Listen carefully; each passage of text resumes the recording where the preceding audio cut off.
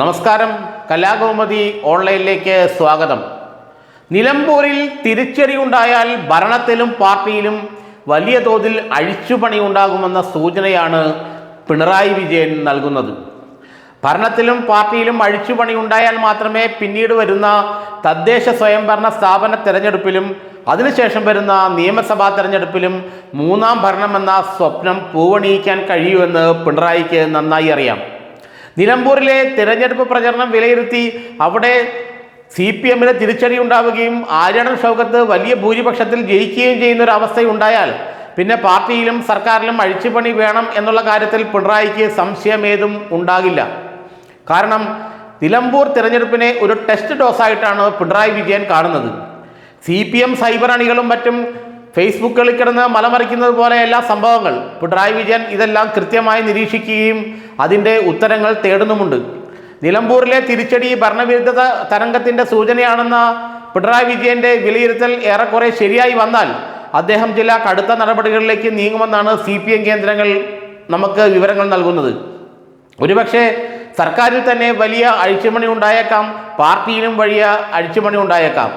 Party ഉദ്ദേശിക്കുന്ന കാരണം 2026 നിയമസഭാ തെരഞ്ഞെടുപ്പിൽ ഏതാണ്ട് 4ഓളം ജില്ലകളിൽ CPM മുന്നേറ്റം പ്രതീക്ഷിക്കുന്നുണ്ട്. അത് വടക്കൻ ജില്ലകളിലാണ്. കണ്ണൂർ, കോഴിക്കോട്, പാലക്കാട് തുടങ്ങിയ ജില്ലകളിൽ ഇപ്പോഴുള്ള സീറ്റുകൾ നിലനിർത്താൻ കഴിയുമെന്നാണ്, അല്ലെങ്കിൽ 1-2 സീറ്റുകൾ കൂടുതൽ പിടിച്ചെടുക്കാൻ കഴിയുമെന്നാണ് ഇപ്പോൾ CPM കരുതുന്നത്. കണ്ണൂരിൽ കടന്നപ്പള്ളി രാമേന്ദ്രനെ പോലൊരാളെ മാറ്റി CPM തന്നെ ആ സീറ്റ് ഏറ്റെടുക്കുകയാണ്. അങ്ങനെ സീറ്റുകൾ കൂടുന്ന ഒരു തന്ത്രത്തിലാണ് വടക്കൻ കേരളത്തിൽ പിണറായി വിജയൻ രൂപം കൊടുത്തിരിക്കുന്നത്. അതുകൊണ്ട് തന്നെ നിലമ്പൂരിൽ വിജയത്തെ, അല്ലെങ്കിൽ നിലമ്പൂരിൽ UDF ഉണ്ടാകുമെന്ന് പറയപ്പെടുന്ന, തിങ്കളാഴ്ചയാണ് വോട്ടെണ്ണെങ്കിലും UDF നിലമ്പൂരിന് ഉണ്ടാകുമെന്ന് പറയപ്പെടുന്ന വിജയത്തെ കൃത്യമായി വിശകലനം ചെയ്താണ് ഇപ്പോൾ പിണറായി വിജയൻ മുന്നോട്ട് നീങ്ങുന്നത്. ആര്യാടൻ ഷൗക്കത്ത് ഒരു 20,000 വോട്ടെണ്ണങ്ങൾ വിജയിക്കുകയാണെങ്കിൽ കൃത്യമായി തൻ്റെ മാസ്റ്റർ പ്ലാൻ പിണറായി വിജയൻ പാർട്ടിയിലും സർക്കാരിലും നടപ്പിലാക്കുമെന്ന കാര്യം ഉറപ്പാണ്. അത് മന്ത്രിസഭ അഴിച്ചുപണിയായാലും പാർട്ടി നേതൃത്വത്തിലെ മാറ്റങ്ങളായാലും എന്തായാലും 2026 തെരഞ്ഞെടുപ്പിന് മുമ്പ് നിലമ്പൂരിനെ അടിസ്ഥാനപ്പെടുത്തി, അല്ലെങ്കിൽ നിലമ്പൂരിലെ വിജയപരാജയങ്ങളെ അടിസ്ഥാനമാക്കി പാർട്ടിയിലും സർക്കാരിലും മാറ്റങ്ങൾ ഉണ്ടാവുന്നുള്ള കാര്യത്തിൽ ഒരു സംശയവും വേണ്ട. ആ മാറ്റങ്ങൾ ഉണ്ടാക്കാൻ ഒരുങ്ങുകയാണ് ഇപ്പോൾ പിണറായി വിജയൻ. പി ശശിയെ പാർട്ടിയിൽ കൂടുതൽ ഉത്തരവാദിത്തങ്ങൾ നൽകി കൊണ്ടുവരാനുള്ള നീക്കവും പിണറായി വിജയൻ നടത്തുന്നുണ്ട്. ഒരുപക്ഷെ അദ്ദേഹത്തെ വീണ്ടും കണ്ണൂർ CPM ജില്ലാ സെക്രട്ടറിയാക്കി വിടാനുള്ള സാധ്യതയും പിണറായി വിജയൻ ആരായുന്നുണ്ട്. കാരണം കണ്ണൂരിൽ നിന്ന് പരമാവധി സീറ്റുകൾ CPM ലഭിക്കേണ്ടതുണ്ട്.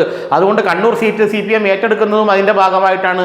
കണ്ണൂരിൽ ഇപ്പോൾ ലഭിച്ചതിനേക്കാൾ ഒരു 1-2 സീറ്റുകൾ കൂടുതൽ വേണമെന്നും, അതുപോലെ തന്നെ കാസർഗോഡ് 1-2 സീറ്റുകൾ കൂടുതൽ നേടണമെന്നും പിണറായി വിജയൻ ആഗ്രഹിക്കുന്നുണ്ട്. മാത്രമല്ല പാലക്കാട് ജില്ലയിൽ ഇപ്പോൾ കോൺഗ്രസിന് ഏതാണ്ട് ഒരു MLA മാത്രമേ ഉള്ളൂ.